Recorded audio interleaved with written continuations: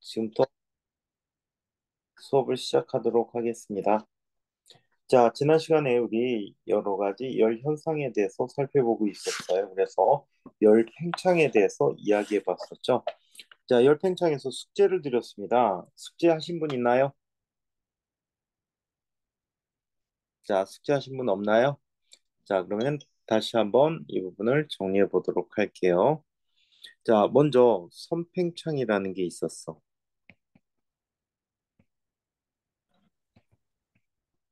자, 길이팽창이라고도 이야기하는데, 자, 얘는 이렇게 나타납니다. 어떤 한 물체가 있었다라고 해요.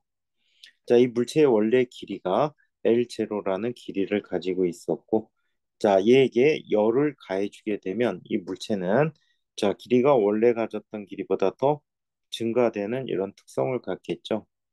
자, 얘가 늘어난 길이는 얼마큼 늘어났대? 델타 L만큼 늘어났다라고 얘기합니다.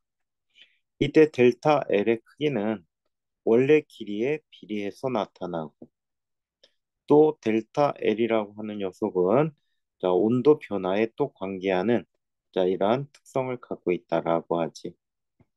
자, 얘는 델타 T는 온도 변화를 의미해 준대요.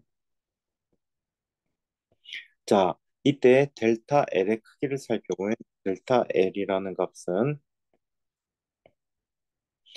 자, L0의 즉 원래 길이에 비례하고 또 온도 변화에 비례하는 이런 특성을 갖게 되었다라고 합니다.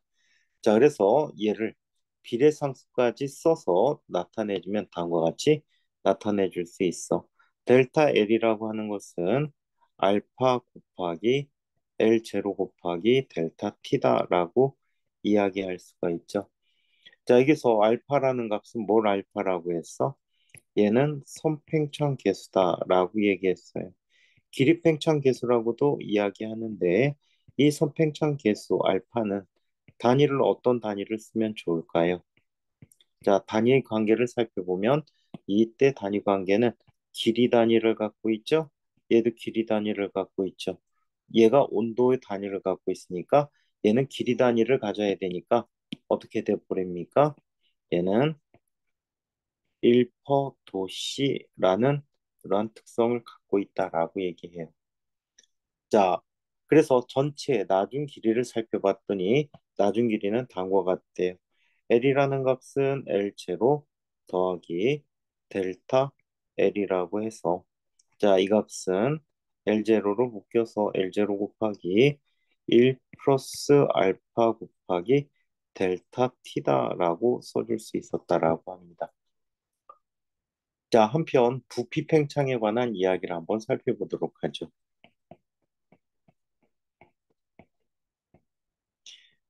부피팽창도 선팽창과 마찬가지로 모든 부분이 동등하게 증가하는 이런 경우를 갖게 됩니다. 자, 그래서 어떤 입방치를 한번 살펴보도록 할게요. 자, 어떤 입방치를 살펴보는데, 어허.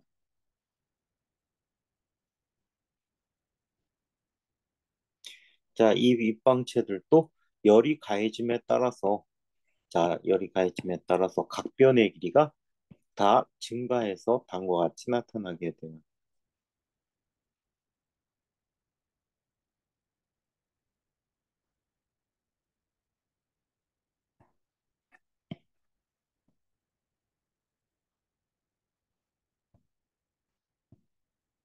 자, 이런 식으로 늘어났다라고 얘기해 보도록 하자. 자, 이때 원래 이 각변이 가졌던 길이는 어떤 길이를 갖고 있었어요? L0의 길이를 가지고 있었다라고 얘기할게요. 자, 이때 새로운 부분에 대한 길이는 자, 바뀐 부분에 대한 길이를 각각 어떻게 쓸 수 있습니까? 라지 L이라고 써보도록 할게요. 자, 처음 부피를 V0라고 얘기했을 때 얘는 나중 부피는 V라는 부피를 갖게 되었다라고 합니다. 이때 부피 변화량에 대해서 한번 이야기해 보도록 하죠. 자, 부피 변화량에 대해서 델타 V라는 값을 살펴보면 델타 V는 이렇게 됩니다. 원래 부피가 클수록 더 많은 자, 많은 부피들을 자, 부피 변화를 갖게 된다 그래서 원래 부피에 비례하는 관계를 가지고요. 자, 한편 이 델타 V라고 하는 값은 역시 온도 변화 델타 T에 비례하는 관계를 갖고 있다라고 해요. 자, 그래서 전체 가졌던 전체 부피 변화량을 살펴보면 전체 부피 변화량은 자, 어떤 관계 같습니까? 각각에 대해서 비례하는 관계를 갖게 되죠. 그래서 V0의 크기에 비례하고 델타 T에 비례한다. 이때 이 관계에 대한 비례 상수를 다음과 같이 쓸 수 있게 됐어요. 델타 V라고 한 녀석은 베타 곱하기 V0 곱하기 델타 T다라고 이야기할 수 있겠죠. 자, 여기서 베타라는 값은 자, 누가 베타라고 합니까? 얘는 부피 팽창 계수라고 불리는 값이에요.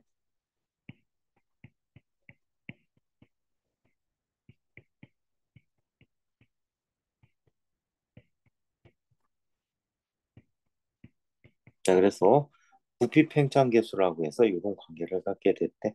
그래서 이 전체에 대한 식을 살펴보면 다음과 같이 나타나죠. 나중 부피 V는 V0 더하기 델타 V가 돼버리고 얘는 V0로 묶이게 되니까 V0 곱하기 1 플러스 베타 곱하기 델타 T다라고 얘기해 줄 수 있었어요. 이게 지난 시간 마지막 이야기였는데 자, 오늘 지난 시간에 숙제로 드렸던 부분을 한번 살펴보도록 할게요. 자, 부피 팽창 계수 베타와 선팽창 계수 알파의 관계는 선팽창 계수의 세배가 부피 팽창 계수와 같다라고 얘기했었잖아요. 그렇다면 이 관계는 어떻게 나타나는지 한번 이야기가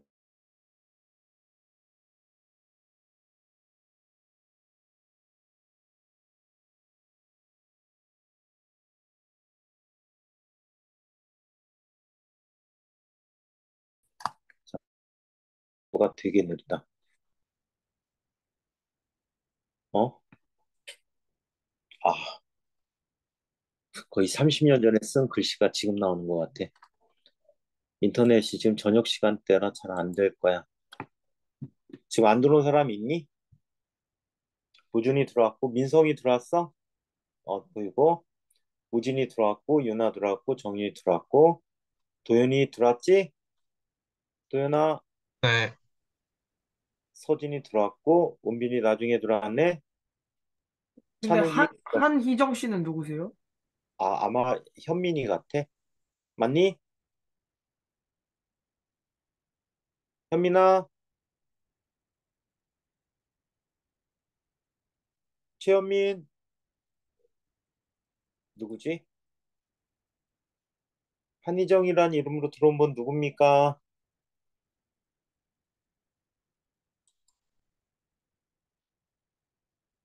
은빈아 얼굴 보여봐. 이은빈, 최찬우, 얘들이 말을 안 들어? 저 무준이 빨리 이거 얼굴, 지금 노트북을 하고 있는데 그 어, 카메라 킨다고 하니 카메라 그 버튼 누르면은 어, 뭐 카메라 전원이 꺼져 있다 이러면서 연결이 안 돼 있다고 하더라고요. 알겠어요. 근데 희정이 누구야? 현민이니?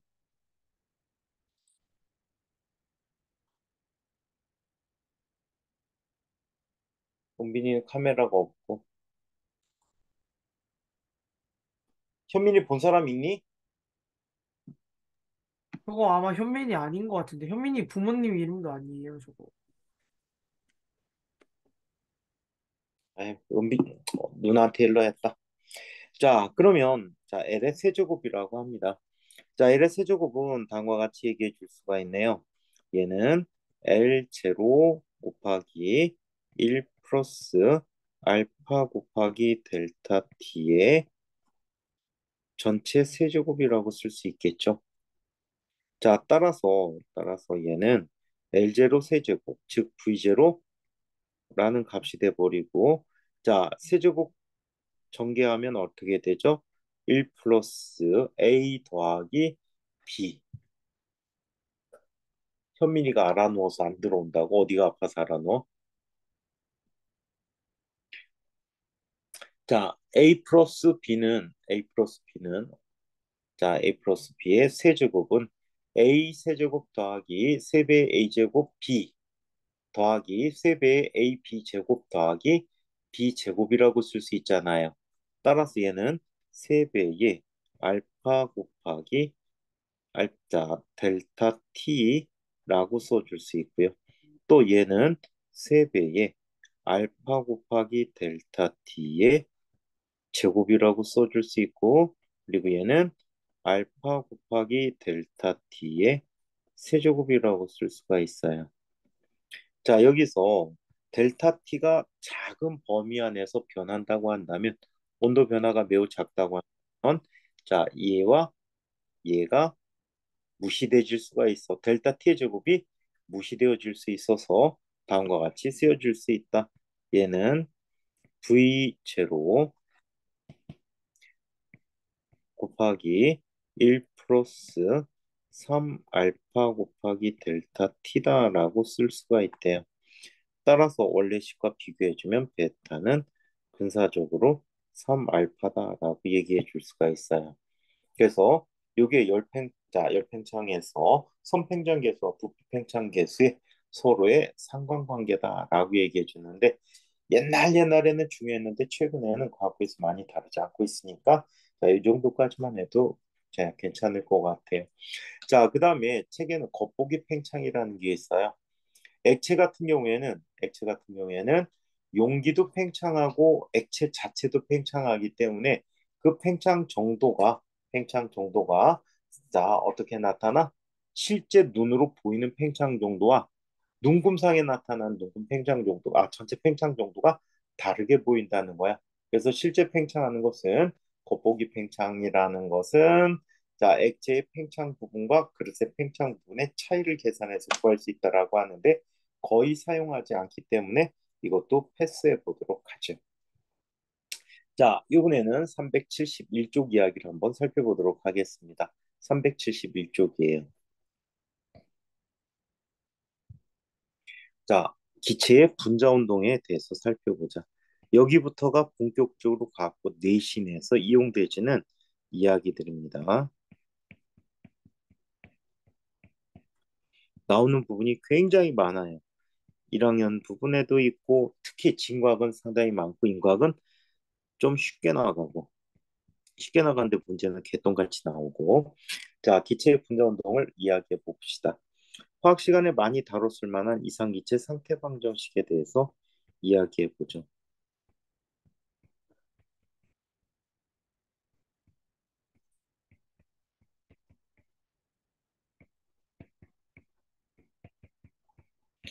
자, 이상기체 상태 방정식에 대해서 이야기해 보도록 할게. 자, 여기에서 우리가 알고 있는 일반적인 자, 법칙들을 한번 살펴보죠. 기체가 갖는 이상기체들의 법칙들을 한번 살펴볼게. 첫 번째 이야기가 보일 법칙이야.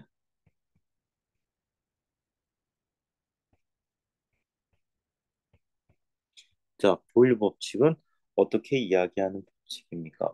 자, 얘는 이런 법칙을 의미해 줍니다. 자, 온도가 일정할 때,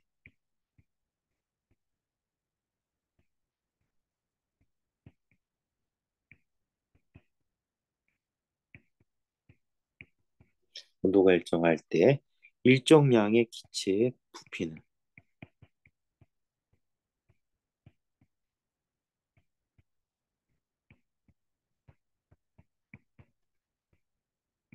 일정량의 기체의 부피는 압력에 반비례한대.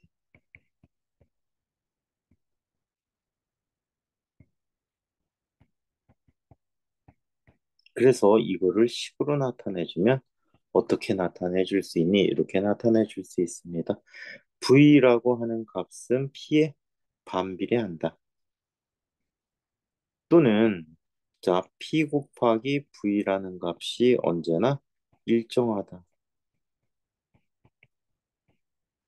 또는 P1, V1은 P2, V2와 같고 이 값은 언제나 일정하다라고 하는데 보통 화학에서 일정하다를 K라고 많이 사용하고 있지요. 그래서 이게 보일 법칙이라고 합니다. 자, 보일 법칙을 그래프로 나타내주면 자, 많이 다 익숙한 법칙일 테니까 자, 한번 살펴보면 자, 세로축을 압력의 축, 가로축을 부피의 축이라고 이야기했을 때 얘네들은 서로 반비례하는 이런 관계 그래프를 그려줄 수 있다라고 하죠. 자, 이런 관계 그래프를 그려줄 수가 있다라고 해요. 자, 이때 특정한 부분에 대해서 특정 부분에 대한 넓이를 계산해 보면 이 넓이는 어떤 넓이가 돼 버립니까? 자, 이 곡선과 접하는 이 분의 넓이는 항상 뭐와 같아? 압력 곱하기 부피가 되니까 뭐가 됩니까? 얘는 자, 일정한 값이 돼 버리겠죠. PV라는 값은 언제나 일정하다. 그래서 압력이 이 경우에 이 그래프는 부피의 반비례하는 이런 형태의 그래프를 갖는다라고 이야기할 수가 있습니다. 자, 한편 밀도에 관한 식을 이용해서 자, 얘네들을 표시해 주기도 해요. 잠깐만. 아, 여기 무준이 얼굴이 되게 거슬린다. 무준이 머리통. 그지? 이거를 어떻게 선생님 내려드릴까요? 얼굴을? 이거를 없애버리려고 하는데 이게 안 없어져. 전에는 없었는데 왜 이게 자꾸 생겨갖고 안 없어지는지 모르겠어. 어? 없어졌다. 됐다. 우준이를 지워버렸다. 우준이 안녕. 자, 그래서 이렇게 나타났는데 밀도라는 녀석을 이용해서 한번 살펴보도록 하죠. 자, 밀도라고 하는 것은 어떻게 구합니까? 부피분의 질량이라고 구할 수가 있어요. 부피분의 질량이라고 구할 수 있다. 자, 그러면 P부에 관한 식에서 부피는 뭐라고 쓸 수 있죠? D분의 질량이라고 쓸 수가 있대요. 자, 이거를 V 대신에 써주면 자, D분의 P 곱하기 M인데 M은 언제나 상태가 변하든 압력이 변하든 부피가 변하든 항상 일정한 값이니까 이 값이 일정하다라고 쓸 수가 있다라고 합니다. 자, 그래서 압력도 밀도에 비례하는 관계를 갖는다라고 얘기하죠. 뭐가 일정할 때? 온도가 일정할 때. 자, 여기서 기체의 압력에 관한 식이 나옵니다. 자, 기체의 압력에 대한 얘기를 한번 살펴보도록 하죠. 자, 기체의 압력에 대해서 한번 살펴보도록 합시다.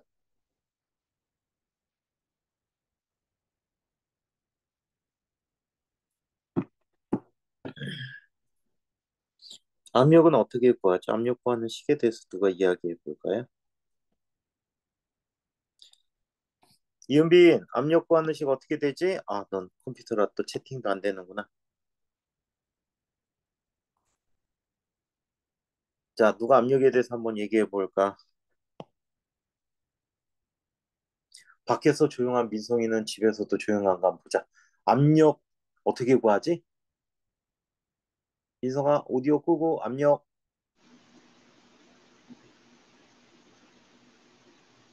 단위, 단위 면적을 누르는 힘, 잘 안 들려요. 단위 면적을 누르는 힘, 그렇죠. 자, 어떤 면에 가해지는 힘의 크기를 압력이다라고 얘기합니다. 그래서 영어로 얘는 pressure라고 해서 P라는 기호를 사용하고 있어요.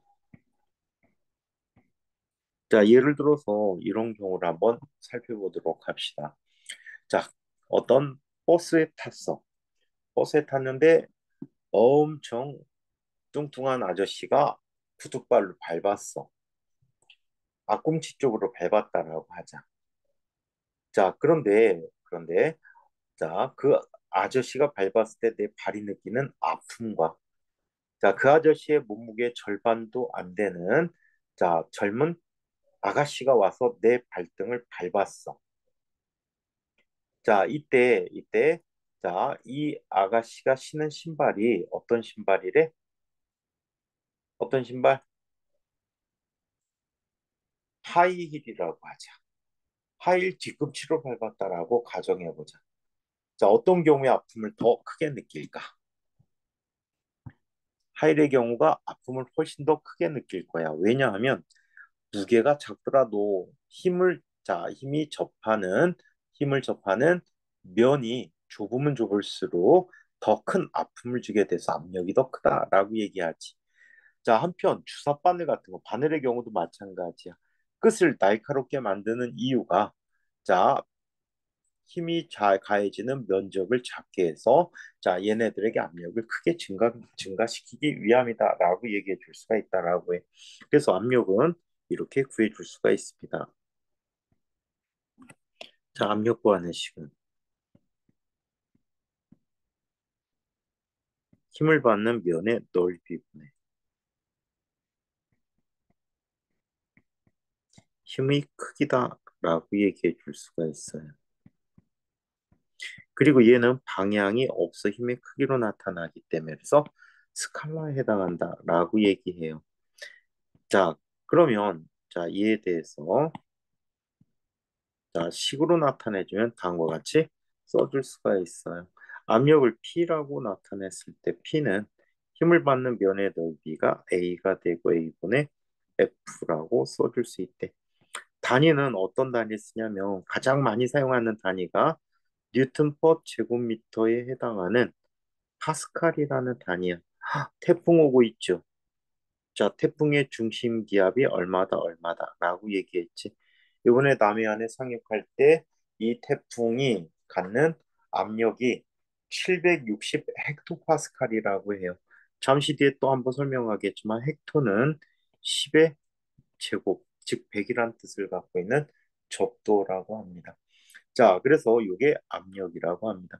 자, 그러면 압력에 관한 실험을 한 사람이 바로 토리첼리라고 하는데 토리첼리의 실험에 관해서 한번 이야기해 보도록 할게요. 토리첼리의 실험을 한번 봅시다.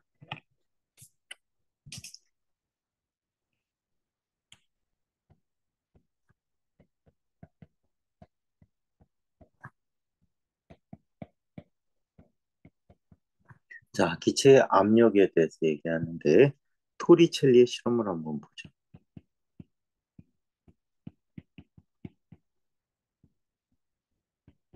이 토리첼리는 이탈리아의 과학자예요. 이탈리아 하면은 굉장히 유명한 과학자 하나 있는데 그 사람이 누구죠? 이탈리아가 낳은 세계적인 과학자가 있어요. 누구일까요?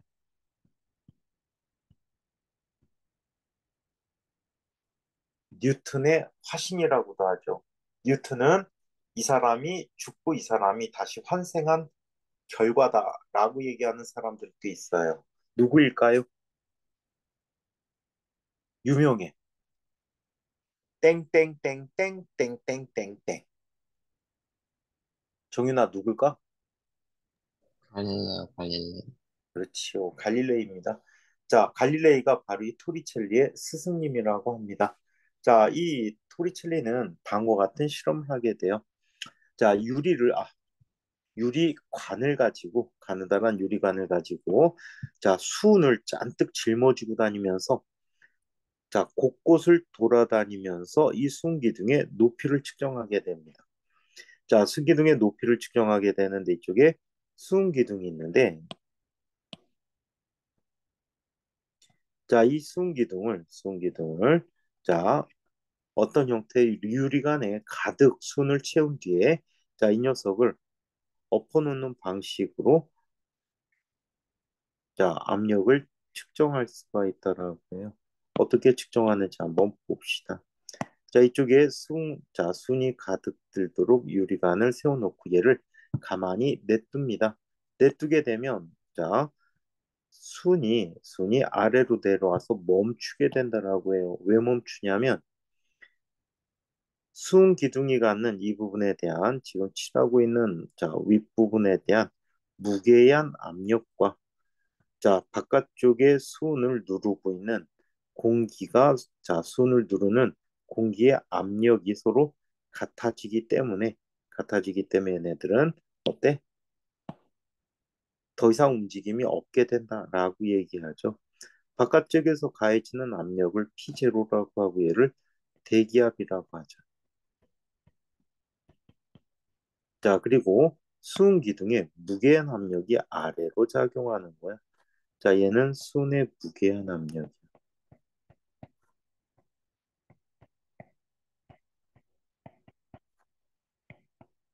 수은의 무게한 압력인데 이 값이 서로 똑같다라고 얘기해. 자, 그때 수은 기둥이 갖게 되는 높이가 얼마가 되냐면, 자, 수은의 표면으로부터 76cm인 곳이, 자, 바로 1기압이 되는, 자, 이 대기압이 1기압일 때 갖게 되는 수은 기둥의 높이라고 이야기합니다. 자, 그래서 이렇게 나타나는데, 이때 일반적으로 뒤쪽에서 다시 한번 언급하겠지만, 자, 압력을 계산해서 살펴볼 때 이 액체면에 대한 압력은 다음과 같이 나타난다라고 해. 여기서 그냥 P수은이라고 써줄게.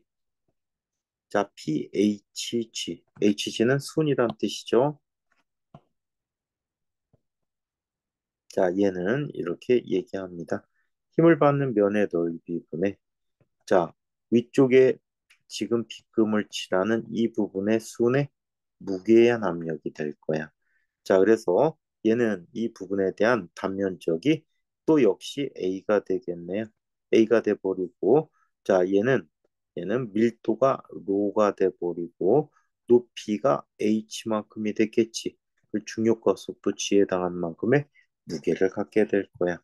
그래서 이 부분에 대한 압력은 로 G H라는 압력으로 나타나게 되는데, 자, 수은 기둥의 자, 무게한 수은 기둥의 밀도라는 녀석을 살펴보면 수은 기둥의 밀도는요.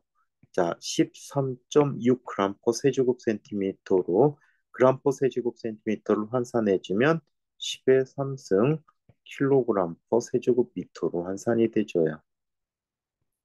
자, 이거 곱하기 중력과 속도 9.8 곱하기, 자, 9.8 단위까지 써주면 미터 퍼 세크 제곱이 되겠죠. 자, 그리고 승기둥의 높이가 0.76m만큼이 돼버렸죠.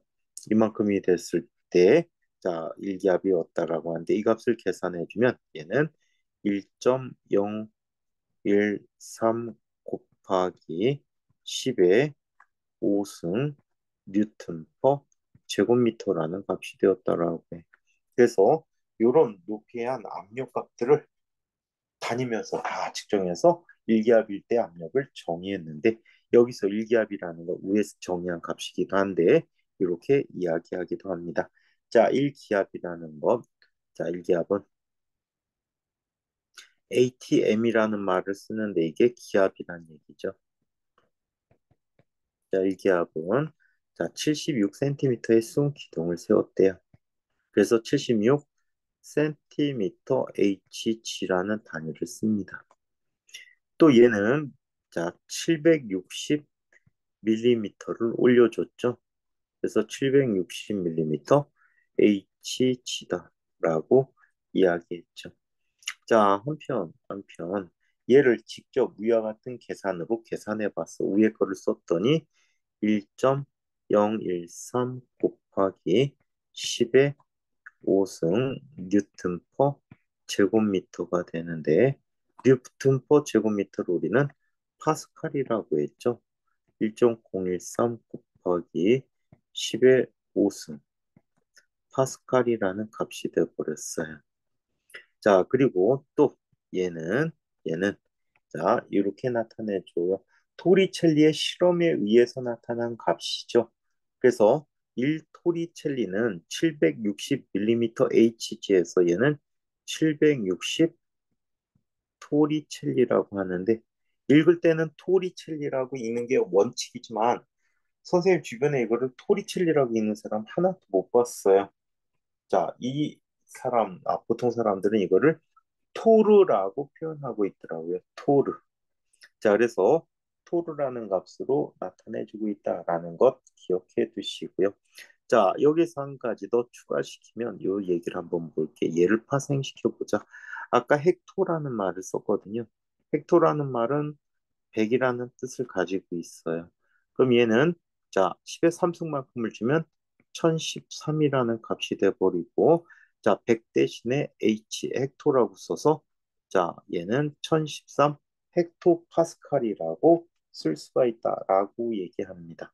자, 이렇게 얘기하고 있고 또 아주 옛날 표현으로 기압을 얘기할 때는 헥토파스칼 대신에 밀리바라는 값을 썼어요.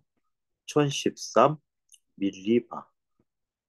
이거는 5차 교육과정까지는 밀리바라고 썼어요.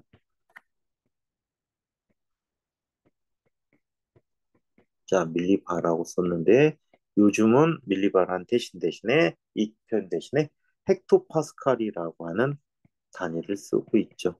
헥토는 아까 얘기한 것처럼 100이고 파스칼은 여러분들이 알고 있는 그 파스칼, 그래서 파스칼의 원리로 유명한 그 파스칼을 자 이름을 따서 이렇게 나타내 준 값이라고 합니다. 자, 그래서 이렇게 여러 가지 단위를 표현해 봤어요. 또 한 가지 더 써볼까? 자, 물은요, 약 10.34m에 해당하는 높이에 의한 압력이래요. 그래서 약 10.34 미터 H2O 이런 식으로도 쓸 수가 있습니다. 자, 그래서 이렇게 토리첼리의 실험을 통해서 기체의 압력에 관한 이야기를 살펴봤습니다. 나중에 어, 과거 가서 이스트 같은 학교들을 갈 때 물리 논술을 볼 텐데 그때 압력 P가 로 GH로 쓴다는 것 잘 기억해 두세요. 많이 사용하는 표현이야. 아시겠어요? 압력은 로지 H다라고 쓰는 걸 잘 기억해 두세요. 자, 이번에는 세 번째, 자, 이상기체의 법칙에 대해서 계속 살펴보는데 샤를 법칙을 한번 살펴보도록 하자.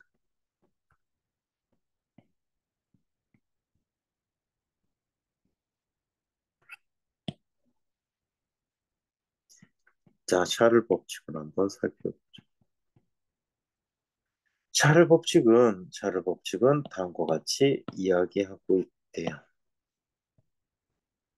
얘는 자, 전제 조건이 있죠. 누가 일정할 때? 압력이 일정할 때.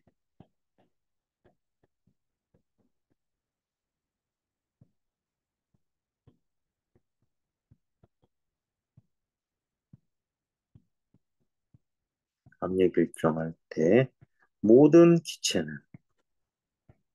종류에 상관없다는 얘기지. 모든 기체는 자, 온도가 1도씩 증가함에 따라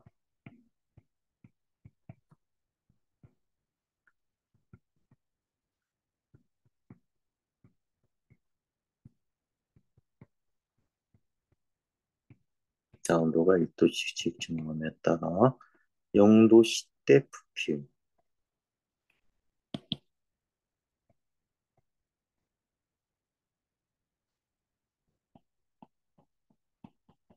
자, 0도 시대 부피의 273분의 1씩 그 부피가 증가하더라고 합니다.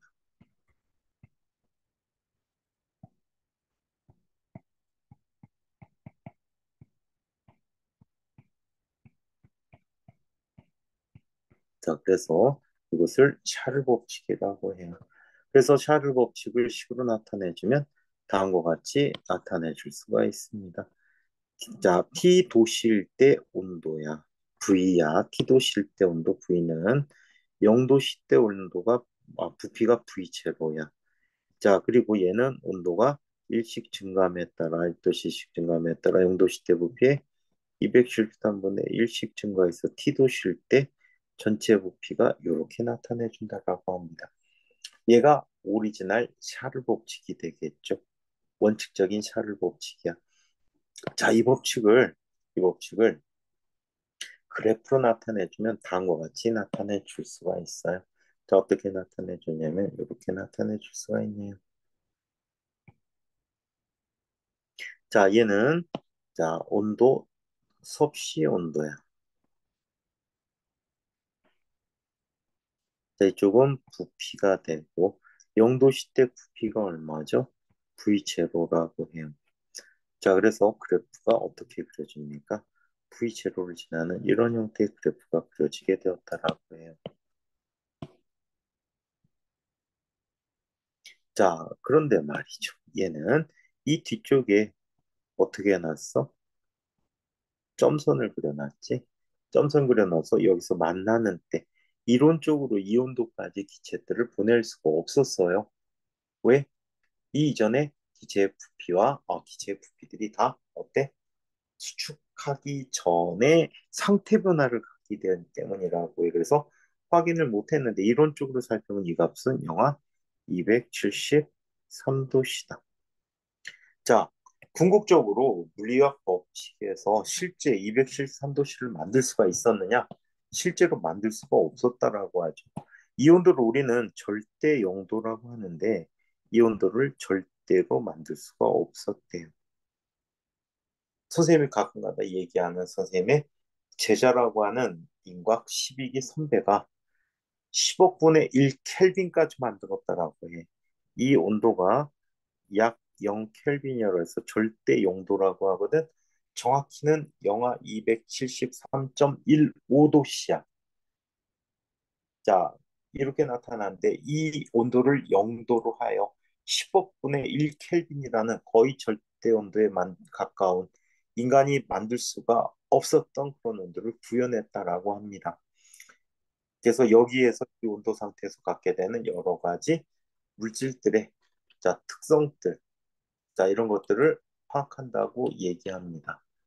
자, 그래서 이 선배도 우리나라에서 지금 거의 유일하게 노벨상을 받을 수 있는 사람이 아닐까라는 생각을 하게 되네요. 얼마 전에 초전도현상에 대해서 막 시끌시끌했었지. 근데 지금 미국의 대부분의 대학에서 얘는 그냥 강자성체의 하나인데 아주 우연하게 이런 현상이 있을 수 있대. 포텐셜 에너지가 거의 일정하게 나타나는 프렛배드인가라는 이런 상태가 되는데 이 상태가 되면 아주 우연하게 만든 입자들의 배열 상태인데 그 상태에서는 초전도 현상은 아니고 저항이 거의 0에 가까운 이런 현상들을 관찰할 수가 있다라고 하는데 이런 현상의 일종이라고 표현을 하고 있더라고요. 자, 어찌 됐든 이렇게 샤를 법칙이라는 법칙을 한번 이야기해 봤습니다. 자, 이 샤를 법칙을 이런 형태로 쓰는 경우도 있지만 대부분은 이런 형태와 좀 다르게 쓰게 된다라고 해요. 자, 어떤 형태로 쓰게 되는지 한번 봅시다. 이 샤를 법칙을 어떤 한 분이 바꾸셨어요. 그래서 이 법칙을 자, 샤를 게이리석 법칙이라고 해요.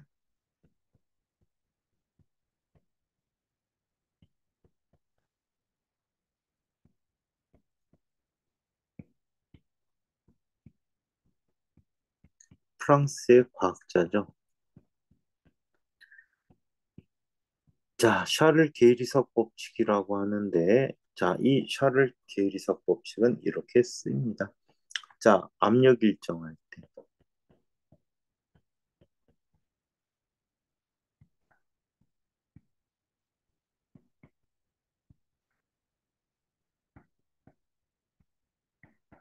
압력 일정할 때 일정량의 기체의 부피는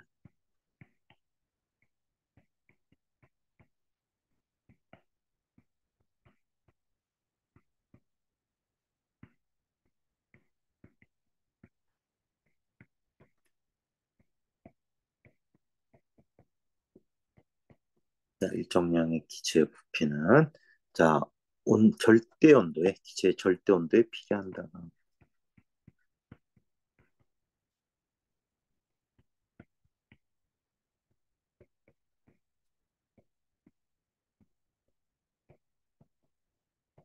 자, 그래서 절대 온도가 높을수록 기체 부피가 증가하는 이런 특성을 갖게 된다고 하죠. 그래서 식으로 나타내주면 다음과 같이 나타내 줄 수가 있어요. 자, V라고 하는 것은 T에 비례한다. 또는 T분의 V라고 하는 값이 일정하다. 이 K는 아까 그 K는 달라. 자, 그냥 일반적인 비례 관계에 일정하다라는 것을 K라고 써주고 있어. 또는 T1분의 V1은 T2분의 V2다라고 쓸 수가 있겠죠. 그래서 이렇게 나타나는 식을 자, 볼 수가 있다고 합니다. 자, 얘를 조금 전식을 이용해서 만들 수도 있었어요. 한번 볼까요? 자, V라고 하는 값은 V0 곱하기 1 플러스 273분의 T. 자, 얘를 통분해버리면 V0 곱하기 273분의 T 플러스 273이 돼버리겠죠. 자, 얘는, 자, T 제로라는 온도는 273 켈빈이라고 쓸 수가 있어. 오케이? 자, 이게 바로 뭐가 되는 거지? 0도씨가 되는 거고. 자, 그 다음에 T라고 하는 값은 스몰 t 플러스 273이라고 해. 자, 얘는 단위 켈빈이 되겠지. 얘는 얼마가 되는 거지? T 도씨였던 거지. 그래서 각각 두 온도에 대한 식으로 나타내 주게 되면 얘는 다음과 같이 쓸 수 있다. 같다라고 하니까 그렇다. 단위가 다르니까 체계가 다르니까 자 273분의 자 V0 곱하기 얼마? 미안해. 213을 T0라고 쓰기로 했지. 어이쿠. V0 곱하기 T0분의 T라고 쓸 수가 있게 됐대. 따라서 T분의 V라는 값은 T0분의 V0다라고 이야기했죠. 그래서 이런 관계를 보여주고 있다. 자, 한편, 자, 보일-샤를 법칙에 대해서 한번 이야기해 보도록 할게. 자, 보일-샤를 법칙.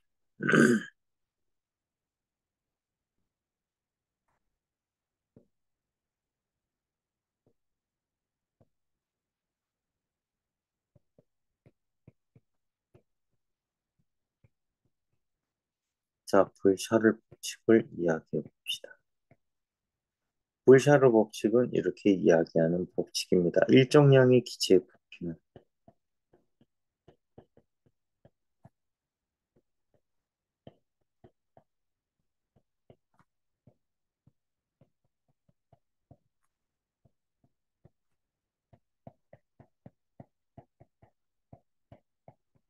자, 일정량의 기체의 부피는 자, 압력에 반비례하고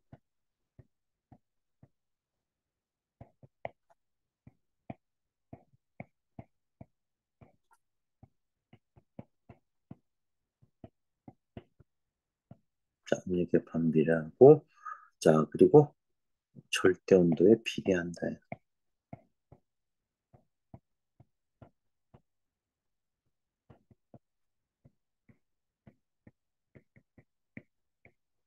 자, 그래서 이게 바로 요거 법칙, 보일-샤를 법칙이라고 하는데 이 보일-샤를 법칙을 자, 보일-샤를 법칙을 식으로 나타내주면 이렇게 나타내줍니다. 기체의 부피는 압력에 반비례하고 절대 온도에 비례한다라고 얘기했죠. 즉 얘는 T분의 PV라는 값이 일정이다라고 얘기했어. 즉 얘는 T1분의 P1V1은 T2분의 P2V2가 되었다라고 이야기하죠. 자, 그래서 이와 같이 나타난 법칙이 바로 무슨 법칙? 보일-샤를 법칙이라고 해요. 자, 여기서는 이렇게 관계를 갖고 얘기했는데 얘를 아주 쉽게 말 갖고도 한번 풀어서 써줄 수가 있어요. 어떻게 나타나는지 한번 살펴보도록 하겠습니다. 이 관계 또 다른 형태의 증명을 한번 살펴보도록 할게요. 자, 여기 어떤 용기가 있어요.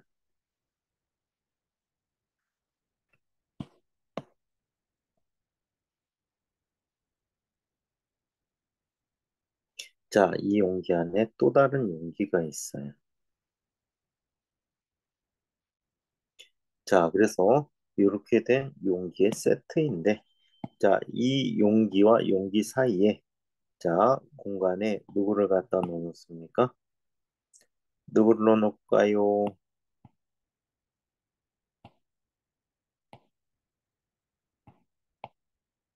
누구를 넣어놓을까? 얼음을 한번 넣어놔 볼게요.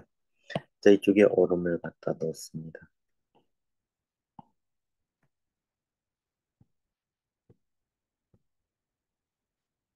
자, 이 얼음을 갖다 놓고, 이 얼음을, 자, 그대로 유지한 채로,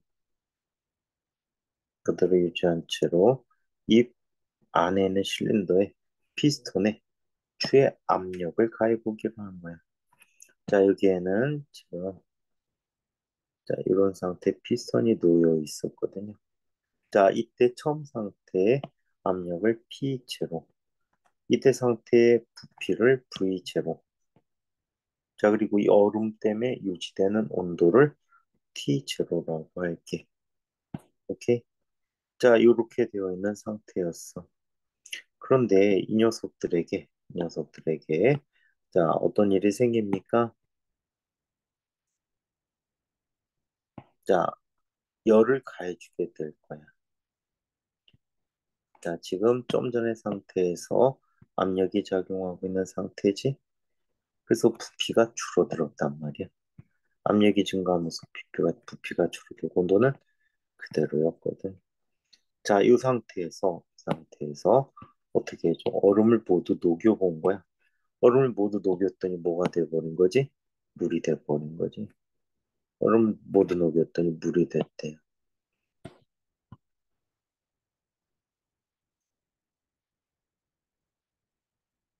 자, 이렇게 다 녹아버렸더니 온도가 더 높아진 상태 T가 돼버렸죠. 자, 그러면 온도가 증가하게 되니까 압력이 다시 변화되는 관계를 갖겠죠. 자, 압력이 다시 변화돼서 얘는 자, 이렇게 나타난대. 바깥 압력이 P 프라임이 되었다라고 할까? 중간의 압력을 P 프라임 얘를 P라고 하자. 그리고 얘는 부피가 얼마? V 프라임이고 나중 부피 V라고 하자. 아, P 프라임은 압력의 변화가 없으니까 똑같이 그냥 P라고 쓰면 되겠다. 온도가 높여졌으니까. 자, 이때 첫 번째 변화 관계에서 A 상태에서 B 상태로 변화가는 관계를 한번 보면 A 상태에서 B 상태는 뭐가 일정하게 변하는 거지? 온도가 일정한 과정이지. T가 일정해. T가 일정하니까 무슨 법칙이 적용되지지? 온도가 일정할 때 압력과 부피가 반비례한다고 하는 게 보일 법칙이 적용되지겠지. 그럼 보일 법칙을 쓰게 되면 P0, V0라는 값은 P 프라임 곱하기 뭐가 돼? P 곱하기 V 프라임이라는 값이 돼버린 거죠. 그래서 얘는 이 관계에서는 보일 법칙이라는 녀석이 성립해요. 자, 두 번째는 압력 일정할 때야. 압력 일정할 땐 샤를 법칙이 적용되지겠죠. T0분의 V 프라임이라는 값은 T분의 V가 되었다라고 하지. 이 관계는 샤를 법칙이 성립하는 관계야. 자, 이때 V 프라임을 매개로 해서 한번 정리를 해봅시다. 정리를 해보면 V 프라임 대신에 정리해서 대입하면 P 곱하기 T 제로분의 P 제로 V 제로라는 값은 T분의 V와 같다. 따라서 이 전체를 정리해주면은 T 제로분의 P 제로 V 제로라는 값은 T분의 PV와 같다. 그래서 이렇게 나타나는 보일샤르 법칙이라는 법칙이 있다라고. 그래서 개념 또는 그림을 이용한 개념 등으로 정리를 해두시면 될 것 같아요. 자, 얘도 그래프로 PV 그래프를 이용해서 한번 표현해 보도록 할게요. 자, PV 그래프를 이용해서 한번 살펴보자.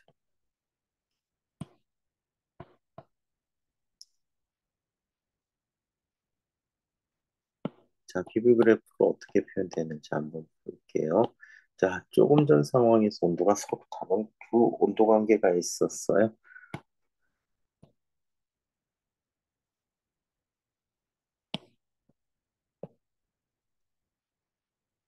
자, 온도가 일정한 관계는 그래프가 이런 식으로 나타나게 돼요.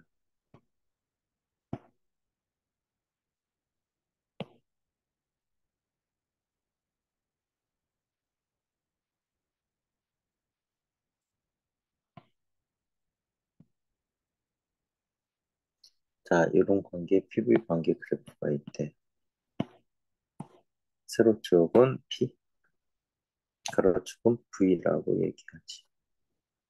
자, 이때 처음 A에서 B로 변하는 관계를 한번 볼게요. A에서 B로 변하는 관계는 이런 관계가 있어. 이때 BV0고 압력이 P0예요. 자, 이 상태에서 압력을 증가시켰죠. 세로축을 입방향으로 증가시켰더니 부피가 줄어들게 된 거예요. 자, 부피는 뭐가 돼서 V'이 되고 압력은 P가 됐다라고 하지. 자, 그 다음 관계는 압력이 일정하게 유지된 채로 자, 온도를 증가시켜 본 거지. 이 온도가 처음 T0, 얘는 T라는 온도가 증가한 거지. 그래서 이 상태로 직접 변했을 때 전체 관계를 자, 묻는 거죠. 자, 지금 상태 이 상태가 A, 이 상태가 B, 이 상태가 C라고 해. 자, 여기에서 자, 얘를 살펴보니까 얘 다음과 같이 나타나. A에서 B까지 가는 관계가 이래. 오케이? 자, 그 다음 B에서 C로 가는 관계가 이렇게 나타나게 된다는 거지. 지금 하나 마음에 안 들어서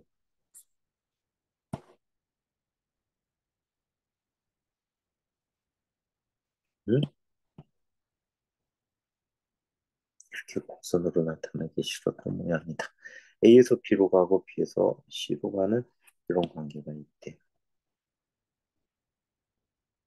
자, 그래서 이런 변화들이 관계를 직접 계산한 자, 값이 좀 전에 보일 샤르 법칙이다라고 이야기를 합니다.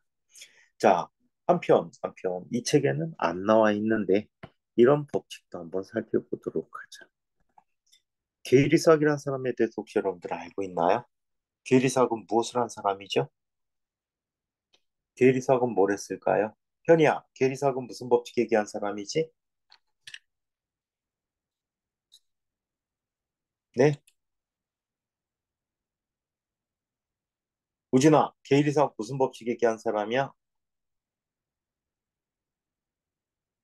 얘들아, 게이리삭은 뭘 했지? 하는 모르겠어요. 법칙. 어? 기체 반응 법칙? 그렇지. 기체 반응 법칙이란 말이야. 기체가 기체가 반응하여 새로운 종류의 기체를 만들 때 이들 기체들 사이에는 일정한 부피비를 갖는다라고 했지. 그래서 물의 합성 과정을 설명하고 이걸 통해서 자, 분자라는 것이 나타나게 된 배경을 주기도 했단 말이야. 그 사람이 바로 게이리삭이야. 자, 게이리삭 법칙이라는 게 있어.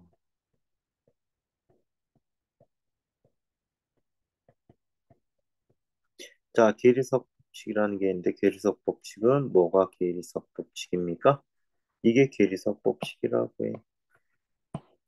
일정 양의 기체에 대해서 자, 그 기체가 갖는 부피를 일정하게 유지하게 할 때 자, 기체가 갖는 압력이 절대 온도에 비례한다.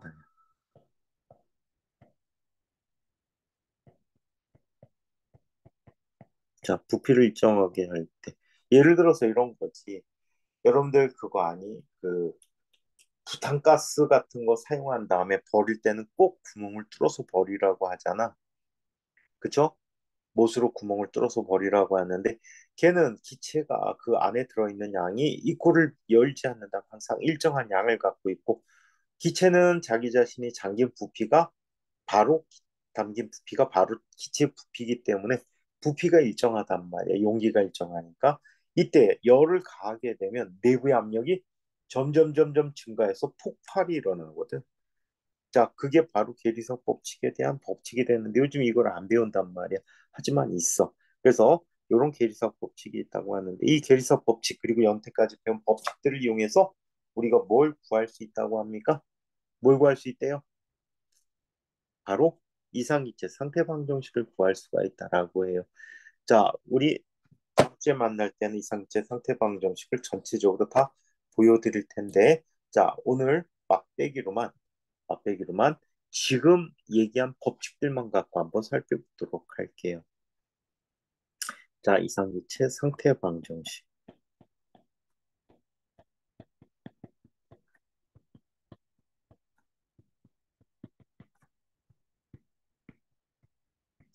자, 이상기체 상태방정식은 다음과 같이 구할 수가 있어요. 자, 먼저 일정량의 기체의 부피는 압력에 비례한다라고 해.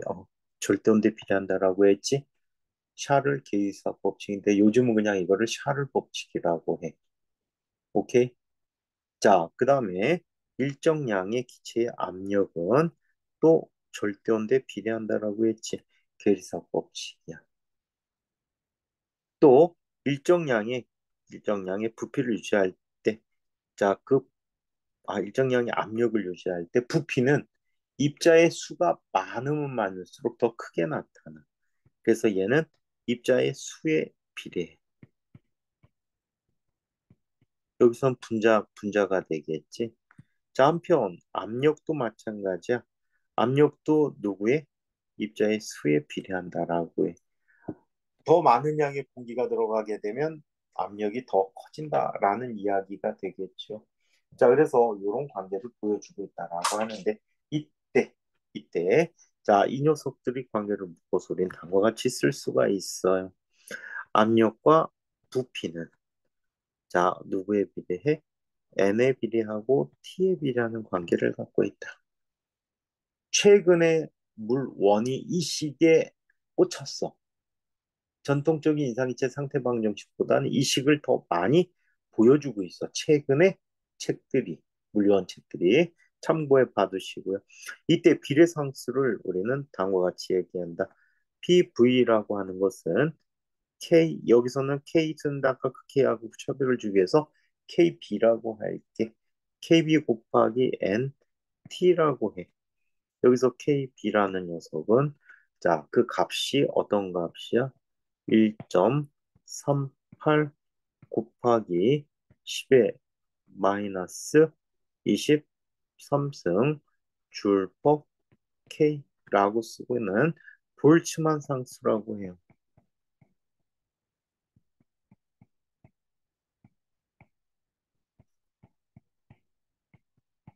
자, 볼츠만 상수라고 하는 값이라고 한다. 그래서 이게 이상기체 상태방정식의 또 다른 형태야. 그래서 이상체 상태방정식이라고 얘기하는 이 식이 있다고 하는데 다음 시간에는 우리가 원래 많이 사용하는 이상체 상태방정식 그리고 이 식의 비교까지 한번 살펴보도록 하겠습니다. 자, 이 내용까지 질문 있는 분 혹시 있나요? 질문 있는 분? 오늘 시작이 접속이 좀 원활하지 않아 갖고 좀 수업 늦게 시작한 점 미안하게 생각하고 이따 클리닉 시간에는 제대로 될 수 있도록 선생님 링크를 한번 다시 점검해 볼게요. 이따가 다시 만납시다. 저녁 식사들 맛있게 하시고 다음 시간 계속 잘 들으세요. 여기까지 합시다. 수고하셨습니다. 안녕히 계세요.